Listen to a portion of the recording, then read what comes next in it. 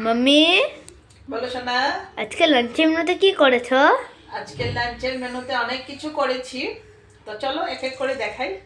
শুভ দুপুর বন্ধুরা, চলে আসলাম আজকে দুপুরে লাঞ্চের মেনু নিয়ে। তো আজকে আমার ঘরে অতিথি আসলো, তো ওদেরকে আমি পরে দেখাবো। তো কি কি রান্না করলাম সেগুলো আগে দেখিয়ে দিয়ে আসো। তবে আজকে হ্যাঁ, আমি বাটিতে সার্ভ করবো না, আমি শুধু দেখিয়ে দেবো। তো আমি পরে টেবিলে নিয়ে গিয়ে সার্ভ করবো। তো চলে আসো কি কি করলাম একটু দেখিয়ে দিই। এখানে তো গরম গরম ভাত দিয়ে দিলাম, তারপর এখানে আছে এই যে ঢেঁড়স ভাজা। তো এগুলো থালে আর দেবো না, হ্যাঁ, যেহেতু গেস্ট খাবে, কি কি খায় তা জিজ্ঞাসা করে দিতে হবে না।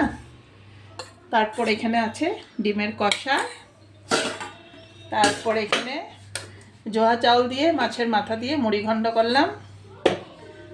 তারপর এখানে এই যে ভোলের ঝোল, ভোল করলাম।